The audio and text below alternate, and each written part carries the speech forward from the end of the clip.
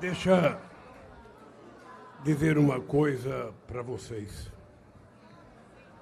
Eu estava convidado para um ato que eu sabia que tinha muitos advogados, e pelo fato de ser um ato que tinha muitos advogados e advogadas, eu achei que seria um ato altamente bem organizado e que nós iríamos começar no horário certo e terminar no horário certo.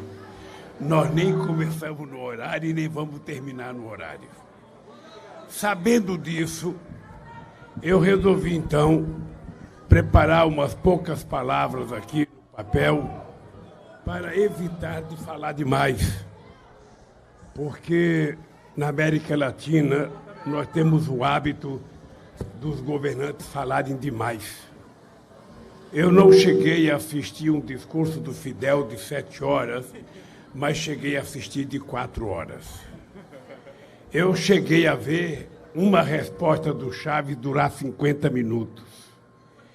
E eu imaginava que isso só acontecia com pessoas que falavam espanhol. Mas quando eu vejo o Marco Aurélio falar, eu fico pensando que ele é capaz de ganhar do Fidel e do Chávez quando ele está com o microfone na mão.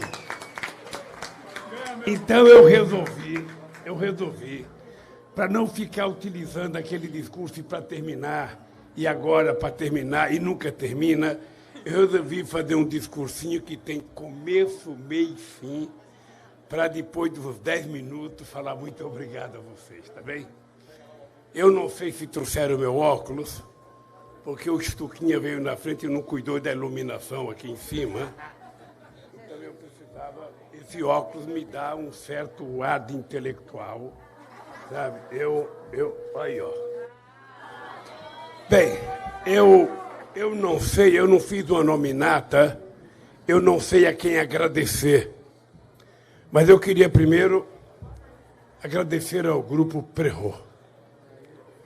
Eu tenho dito para o Marco Aurélio que eu nem consigo acompanhar todos os sábados as atividades de vocês, os seminários de vocês, o debate de vocês, mas eu tenho acompanhado alguns e eu tenho dito a ele que possivelmente seja a maior inovação feita no meio dos advogados e advogadas do Brasil, criar um grupo que possa se comunicar com amplos setores dos advogados e advogadas do Brasil, sem pedir licença a ninguém, sem passar pelas instituições organizadas da categoria.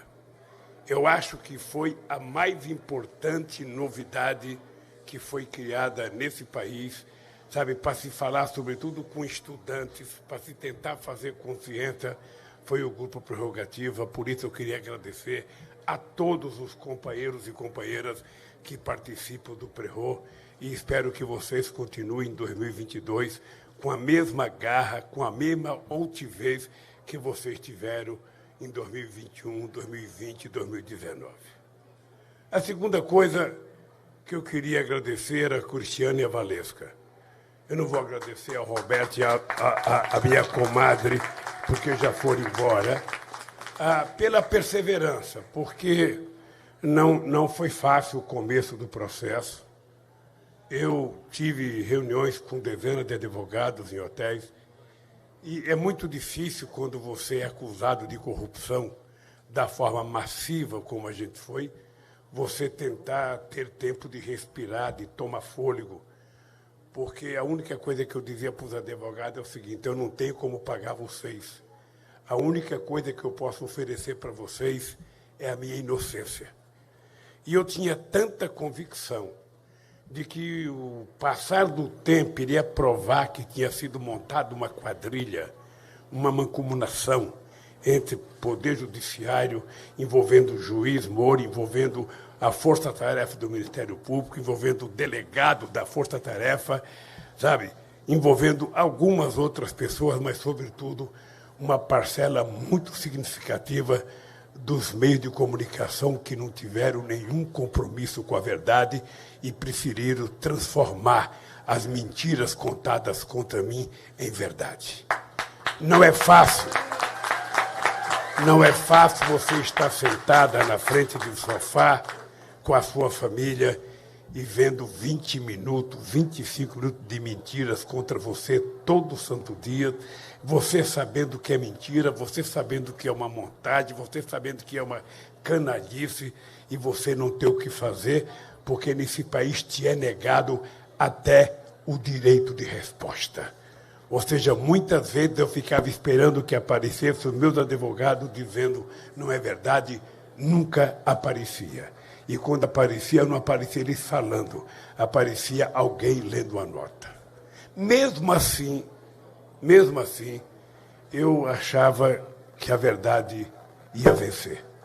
Tanto é que nós fizemos um livro, estava escrito por vários jornalistas, e na hora que foram pedir sugestão sobre o título do livro, me mandaram vários títulos, sabe?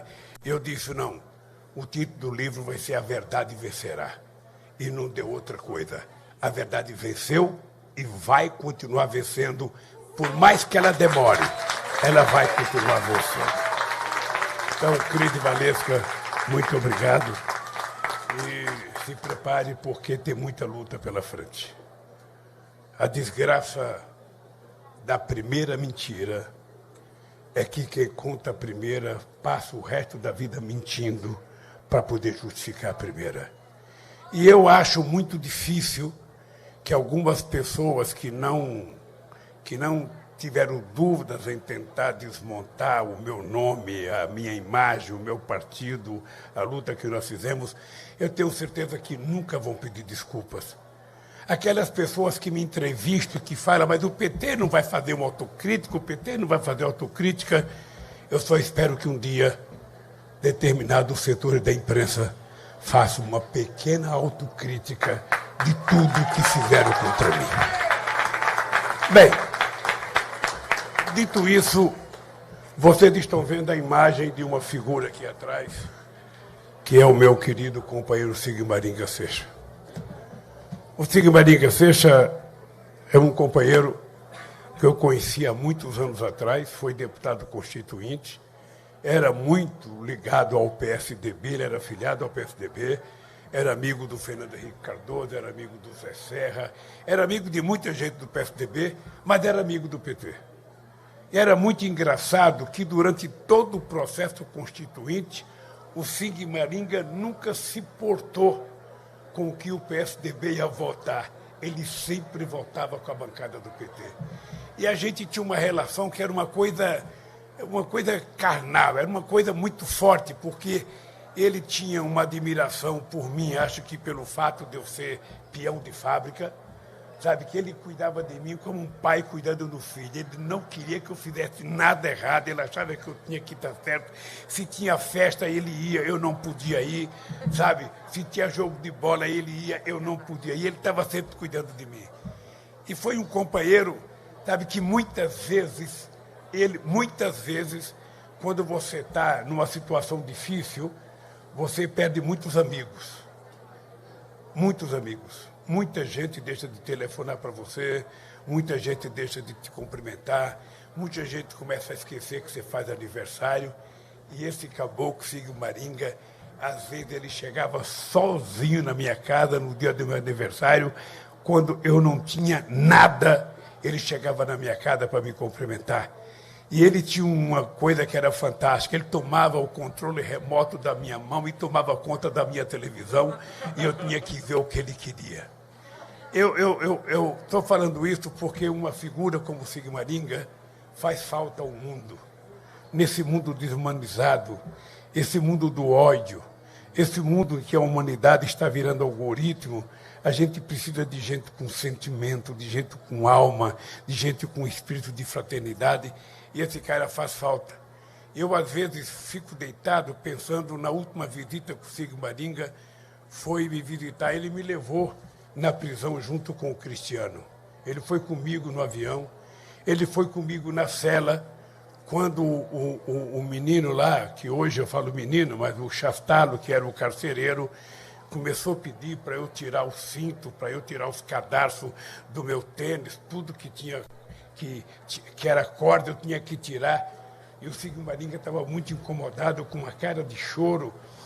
E eu falei pro carcereiro, cara, você acha que eu vim aqui para me matar, rapaz? Eu vim aqui para provar que os caras que estão me acusando são um bando de canalha. É para isso que eu vim aqui. Eu não vim aqui para me matar, não. Pode deixar meu cadastro aí, pode dar meu cinto aí, tirar o cordão dos meus shorts, tiraram tudo, sabe? Achando que eu ia me matar. Bem, e a última vez que eu vi o Sigmaringa, eu fiquei triste, porque ele cada vez que ele entrava na cela, ele ficava com a moral baixa, sabe? Ele não aceitava a ideia que eu tivesse sido preso. Ele não aceitava. Ele não concordava, não aceitava. Aquilo para ele era uma violência brutal. E na última vez que ele foi me visitar, ele teve um problema, sabe, que ele teve que fazer transplante. E eu achei que ele estava chorando. E eu falei, cara, deixa eu falar uma coisa pra você. Você não venha mais me visitar. Eu não quero ninguém chorando na minha cela. Porque todo mundo que entrava na cela, Marisa, entrava de cabeça baixa. Vou encontrar um cara triste, um cara sofrendo, um cara amargurado. E eu não estava nem triste nem amargurado. Eu estava com muita vontade de provar a minha inocência. Aí eu falei para o Sigmaringa, eu não quero que você venha mais aqui. Você só vem aqui se você tiver com a moral elevada, se você estiver rindo e tal. Eu não tinha noção da gravidade da doença dele. Ele fez os transplantes e quando completou 13 dias que ele fez os transplantes, ele morreu. Eu não vi mais do Sigmaringa. A última vez que eu vi foi uma bronca que eu dei nele, mas eu fiquei muito feliz que está aqui o Guilherme e a Luísa, a filha dele, e eu quero que eles saibam que o pai dele foi uma das coisas mais extraordinárias que aconteceu na minha vida. Porque amigo, a gente não ganha, a gente escolhe. E eu escolhi o Sigmaringa como companheiro. Então, esteja aonde estiver, Sigmaringa, você continua vivo na minha cabeça, na minha alma e no meu coração. E eu acho que no Clube Prerrogativa também, porque quem conheceu o Sigmaringa sabe que ele foi uma figura muito especial. Era aquele ser humano que, se não tivesse nascido, tinha que nascer. Por último, eu quero agradecer aos governadores que vieram aqui. É muito difícil um governador viajar, porque tem que montar uma superestrutura para viajar, um monte de coisa. Mas eu quero agradecer aos governadores, quero agradecer aos prefeitos que vieram aqui, quero agradecer aos deputados que vieram aqui, aos senadores que vieram aqui, aos empresários que vieram aqui. Quero agradecer ao ex-governador Alckmin, que veio presente. É engraçado, porque a imprensa brasileira está tão nervosa com uma foto minha com o Alckmin. Eu fui presidente da República, o Alckmin foi governador. Eu tive 600 vezes com o Alckmin, nunca ninguém pediu para tirar fotografia com o Alckmin. E agora, veja, deixa eu contar uma coisa para vocês antes de fazer o meu discurso aqui. Primeiro, eu ainda não defini a minha candidatura, porque eu estou com muito juízo, porque eu sei da responsabilidade que eu tenho quando eu disser que eu sou candidato a presidente da República, e eu sei que o Brasil que eu vou pegar em 2023 é muito pior do que o Brasil que eu peguei em 2003. Portanto, eu tenho muita responsabilidade e eu não quero brincar com o povo brasileiro. A segunda coisa é que quem vai decidir essas coisas é o meu partido, que está aqui, a minha gloriosa presidenta, essa galeguinha que parece frágil, mas frágil é só aparência, porque a bicha é porreta pra cacete, sabe? E o partido é um partido que tem uma história. Não é à toa que nós somos o partido mais importante da esquerda brasileira. E também eu tenho que respeitar o Alckmin, porque o Alckmin deixou o PSDB, ele ainda não tem partido filiado, ele vai se filiar a um partido político, eu não sei qual é o partido que ele vai se filiar, e quem vai dizer se a gente pode se juntar ou não é o meu partido e o partido dele. Então nós temos que ter paciência, nada acontece para o vice antes de acontecer para o presidente. Então, primeiro, nós temos que definir quem vai ser a presidenta, quando vai ser, para a gente discutir quem vai ser vice. Independente de qualquer coisa, eu quero dizer para vocês que eu aprendi a respeitar determinadas pessoas. Eu passei 30 anos da minha vida xingando o Delfim Neto de tudo que é nome. Quando eu ganhei a presidência da República, para enfrentar as maiores dificuldades que eu enfrentei, quem é que saiu na minha defesa? Simplesmente Antônio Delfim Neto, esquecendo todas as ofensas que eu fiz para ele, e ele me apoiou durante todo o meu governo. Tem um artista que já morreu, que também me agredia muito, falava muita bobagem a meu respeito. Quando eu assumi a presidência, sem me pedir um favor, em todos os canais de televisão que ele ia, que alguém me agredia, ele saía na minha defesa de forma tão veemente que eu não sei se muitos companheiros do PT teriam coragem de sair, que era o Aguinaldo Timóteo. Ele já morreu, mas ele me defendia publicamente em qualquer lugar. Bom, então, eu estou aqui num ambiente em que eu posso dizer essas coisas, porque eu, embora não seja tão velho, eu sou da era do Raimundo Faoro na presidente da OAB. O primeiro amigo que eu tive como advogado importante era o Márcio Tomás Basto, e através do Márcio e do Mino Carta eu conheci o Raimundo Faoro, que foi uma das pessoas que eu tive muito contato, que me inspirou muito na luta democrática, que me ensinou bastante, e eu ainda tive o prazer de visitá-lo no hospital, já internado uns dias antes de morrer.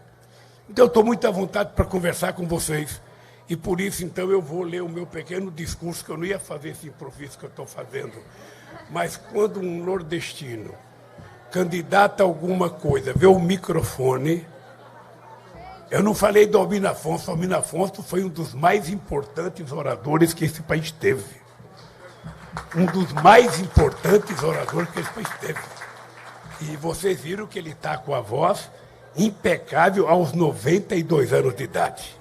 Como eu acho que eu vou viver até os 120, porque a ciência diz que o cara que vai viver 120 já nasceu, e eu não sei porque não pode ser eu estou aqui na expectativa de que a minha voz chegue aos 92 anos com a força que tem a voz do Albino Afonso.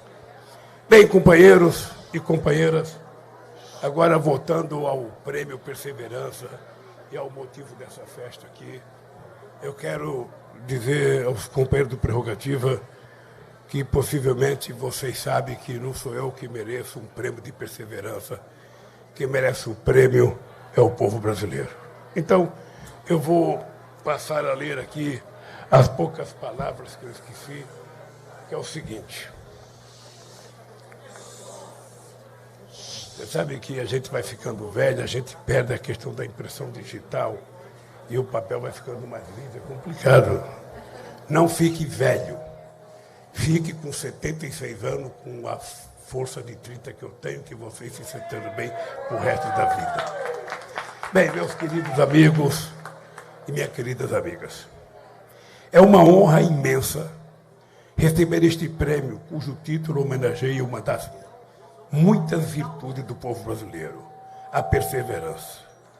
Somente com perseverança, espírito de luta e uma extraordinária capacidade de sonhar, tem sido possível ao povo brasileiro sobreviver a séculos de escravidão, desigualdade e exclusão social. Sem tais virtudes, seria impossível resistirmos frente a um desgoverno que tem como único projeto a destruição do país e o extermínio da nossa gente. Seja pelo atraso criminoso na compra das vacinas, seja pelo desemprego recorde, o aumento da desigualdade, a destruição do meio ambiente e a volta da fome, seja pela tentativa de matar em nós a esperança. Não matarão. Antes mesmo de ouvir pela primeira vez esta palavra, eu já intuía o papel fundamental da perseverança na vida dos seres humanos, sobretudo dos mais pobres. Lembro da minha mãe, Dona Lindu, uma mulher analfabeta, nascida numa das regiões mais pobres desse país,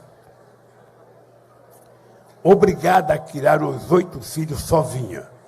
Um dia vendeu o pouco que tinha e embarcou com todos nós num pau de arara rumo a São Paulo e ao sonho de uma vida melhor, cumprindo a triste sina dos retirantes.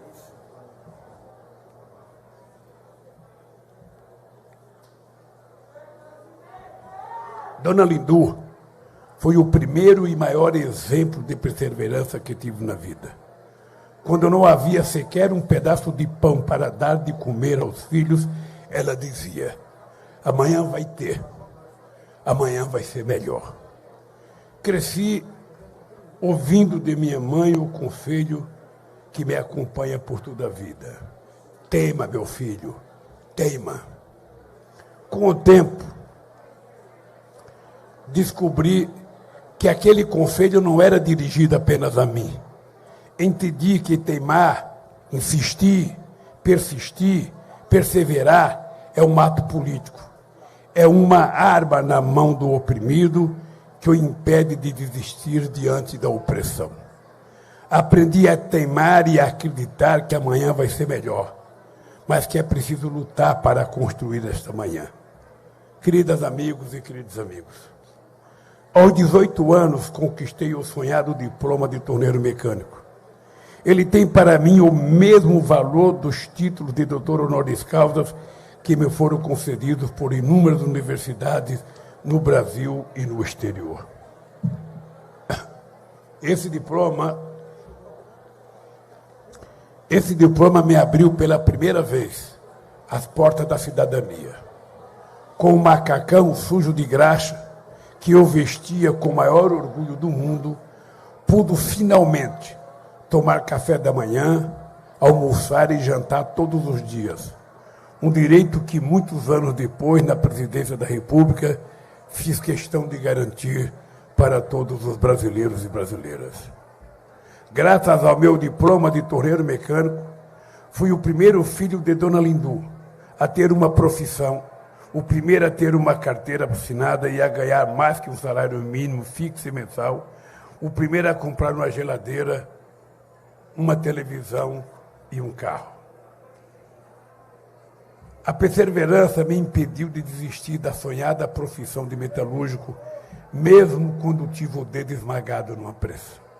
Ou mais tarde, quando amarguei 8 meses de desemprego, esse pesadelo que hoje assombra 14 milhões de trabalhadores brasileiros, vítima de uma política econômica irresponsável e criminosa. Eu andava quilômetros e quilômetros a pé, porque não tinha dinheiro para o ônibus, batendo de fábrica em fábrica e ouvindo sempre o não como resposta. Certa vez, numa das minhas jornadas em busca de trabalho, tirei o sapato para descansar os pés. Era um sapato duro, e quando tentei calçá-lo de novo, os pés já não entravam de tão inchados, de tanto caminhar em vão. Voltei para casa descalço, com a barriga vazia e sem um centavo no bolso. Mas no dia seguinte, lá estava eu de novo, caminhando outra vez quilômetros e quilômetros, entregando meu currículo de fábrica em fábrica. E no dia seguinte também, e no dia seguinte de novo e de novo, até que minha perseverança foi recompensada, eu finalmente ouvi um abençoado sim. Mais tarde, a perseverança minha e de meus companheiros sindicalistas levou à realização das históricas greves dos metalúrgicos do ABC, quando todos diziam que era impossível, além de perigoso, desafiar a ditadura militar. Que tamanha ousadia podia acabar em prisão, tortura e morte. Temos muito nítida a lembrança do operário Manuel Fiel Filho, torturado até a morte nos porões do DOI-CODE, pouco depois do assassinato de um outro trabalhador brasileiro, o companheiro jornalista querido Vladimir Herzog. E mesmo assim, perseveramos, eu e a minha companheirada do ABC. Não desisti, mesmo sofrendo minha primeira prisão política pelo crime de lutar pelos direitos dos trabalhadores. A mesma perseverança levou um grupo de operários à frente de intelectuais, artistas, religiosos e profissionais liberais a desafiar o senso comum e fundar o Partido dos Trabalhadores, quando a história ensinava que partido político no Brasil era privilégio de rico e dos patrões. A perseverança fez com que eu não desistisse, mesmo depois de 3 derrotas consecutivas nas eleições para a presidência da República. Após cada derrota, eu voltava para casa ensomenado, lambia as feridas. Quem costumava falar lambia as feridas era o Brizola. Cada vez que ele pedia, falava, vou lamber minhas feridas. Eu voltava para casa ensomenado, lambia as feridas e de teimoso me preparava ainda mais e melhor para a próxima eleição. Sempre soube que ganhar ou perder faz parte da vida. E jamais desisti da fé na democracia, a melhor e mais importante forma de governo, porque é ela quem permite o embate de ideias, a pluralidade, a divergência e a necessária alternância de poder. Mais tarde, finalmente, eleito presidente, a perseverança fez com que não desse ouvidos aos que diziam ser impossível acabar com a fome no Brasil, porque a fome seria um desastre natural, quase que um castigo divino. Perseveramos, eu e a presidenta Dilma Rousseff, e com nossas políticas de combate à desigualdade, tiramos o Brasil do mapa da fome pela primeira vez na história do país. Criamos mais de 20 milhões de postos de trabalho com carteira assinada e todos os direitos garantidos. Reajustamos o salário mínimo em 74% acima da inflação e tiramos 36 milhões de brasileiros e brasileiras da extrema pobreza. Elevamos o Brasil à 6ª maior economia mundial e fizemos deste país um protagonista no concerto das nações.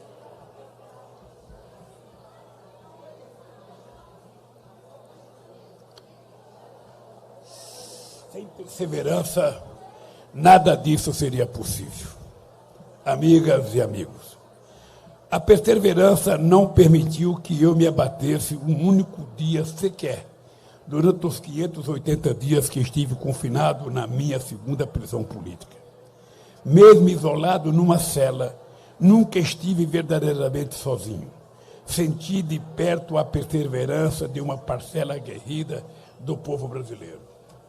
Homens, mulheres, jovens e velhos, que enfrentaram o frio, o calor e o vento e a chuva naquela histórica vigília que diariamente reanimava a minha perseverança com um bom dia, boa tarde e boa noite, presidente Lula. Pude sempre contar também com a perseverança dos meus advogados, o Cristiano Zanin e a Valesca Teixeira, que jamais desistiram da luta contra um sistema criado para me condenar a qualquer custo. Teimei e recusei qualquer acordo que não fosse o reconhecimento da farsa jurídica montada contra mim. Disse na época, e direi até o fim da minha vida, não troco minha dignidade pela minha liberdade. Tive a felicidade de contar também com a extraordinária solidariedade de vocês, operadores do direito, progressistas de todo o país, hoje reunidos no grupo Prerrogativas. Vocês nadaram contra a corrente, ousaram denunciar para o Brasil e o mundo o lawfare que estava em curso para me impedir de disputar as eleições das quais eu era franco favorito. Lembro da participação do companheiro Pedro Serrano, do Zanin e da Valesca, com muitos de vocês na plateia, no primeiro seminário convocado pelo então presidente do PT, Rui Falcão.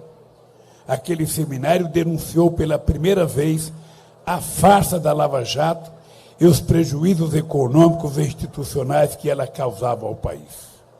Vocês colocaram o dedo na ferida, quando a grande mídia pregava noite e dia, e parte da opinião pública acreditava que aquela quadrilha formada por um juiz e um punhado de procuradores estava empenhada na nobre causa de combate à corrupção. Quando, na verdade, a Lava Jato estava empenhada em destruir setores estratégicos da nossa economia, dizimar milhões de empregos e levar a extrema-direita ao poder. Teimamos, persistimos, perseveramos até que o Supremo Tribunal Federal finalmente reconhecesse a parcialidade e declarasse a suspeição do juiz que me condenou e depois assumiu uma vaga no governo que ajudou a eleger. Eu e os meus advogados persistimos e vencemos mais de 20 processos, sem provas, todos abertos contra mim. Perseverei em minha fé na justiça, porque aprendi a separar o joio do trigo. Tive a clareza de entender que a justiça será sempre maior do que aqueles que tentam corrompê-la.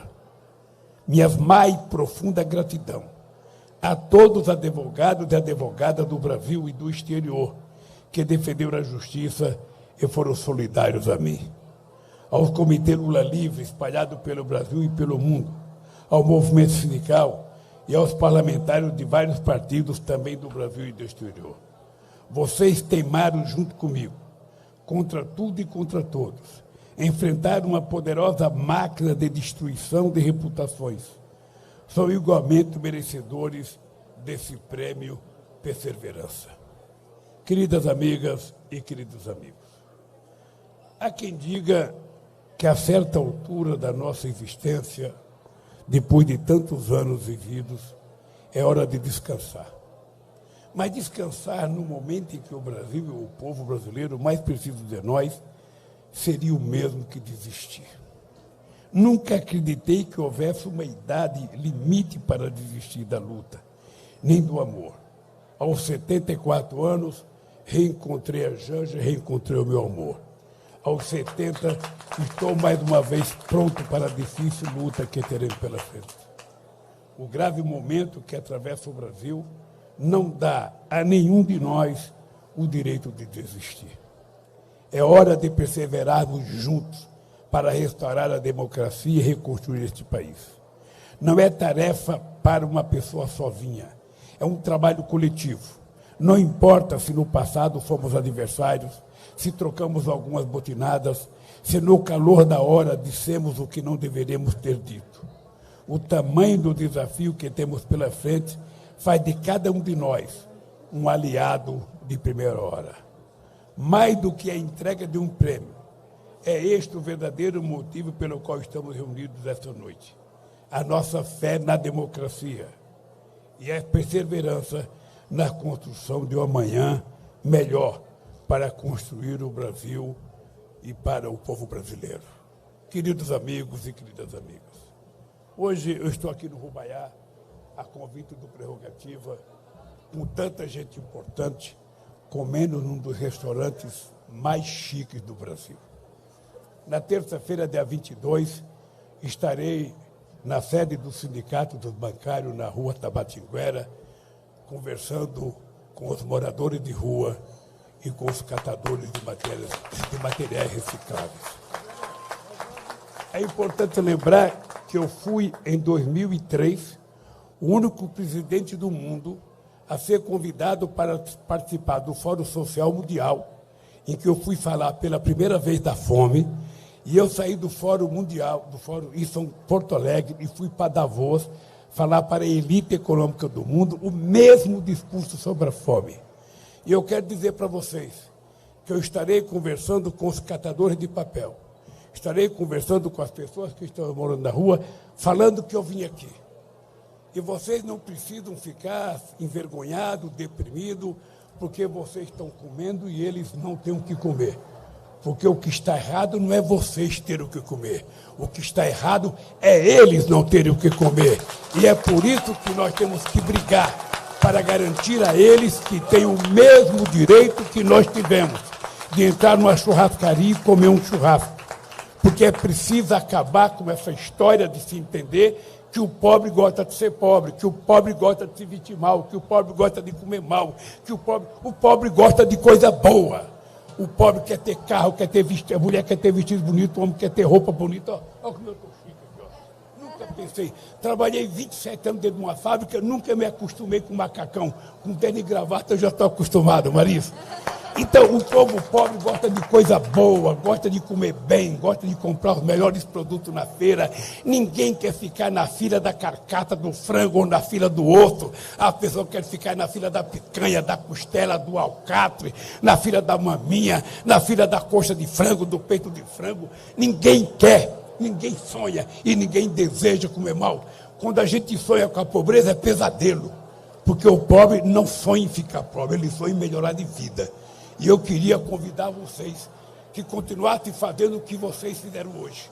Porque a gente só vai acabar com a fome e com a pobreza crônica nesse país o dia que nós, que conquistamos o direito de trabalhar, o dia que nós, que conquistamos o direito de ter um salário, o dia que nós, que conquistamos o direito de ter cidadania, a gente não se contente com o que a gente tenha. A gente aprenda a compartilhar aquilo que a gente ganha com aqueles que não tiveram a mesma chance que nós tivemos e a mesma oportunidade que nós tivemos. Não aceita a ideia de que a pessoa não trabalha porque é vagabundo. Não aceita a ideia de que a pessoa é pobre porque é vagabundo, porque não estudou. Nem todo mundo deixa de estudar porque não quer, é porque não pode. E nós que estudamos, temos a obrigação de não sermos ignorantes, temos a obrigação de sermos inteligentes e temos a obrigação de aprender aquilo que é o nosso conhecimento através do nosso aprendizado. Muitas vezes universidades pagam por esse povo pobre que não chegou à universidade. A gente tem a obrigação de compartilhar com ele e distribuir com eles aquilo que nós aprendemos. É essa a obrigação.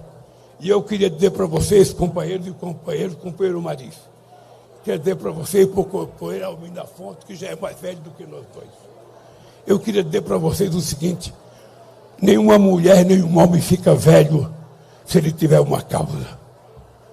O problema é que a gente não pode permitir que as células envelheçam e a gente acha que está velho.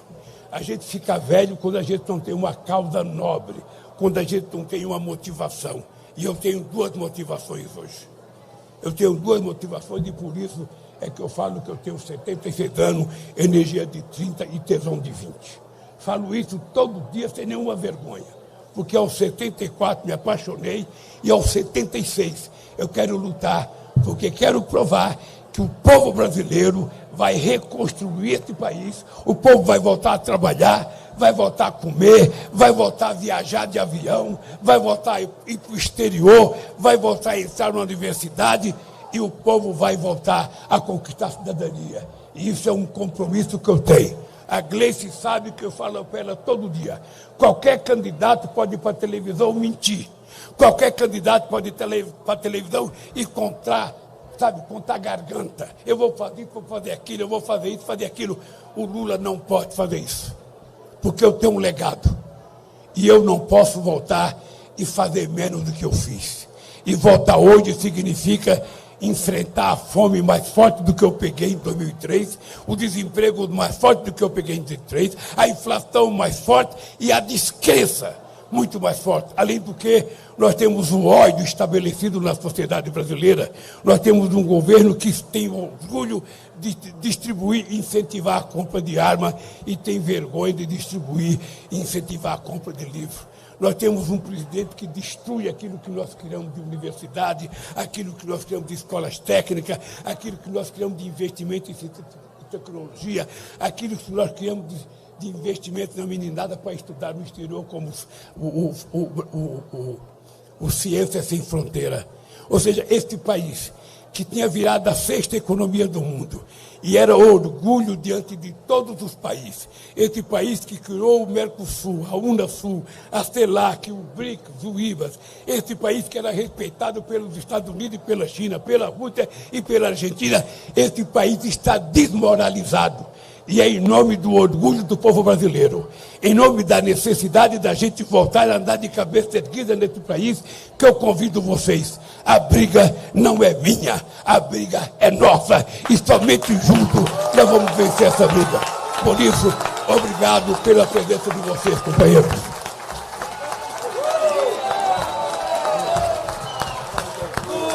Você pode ficar com ele aqui? Nós vamos tirar a entrevista.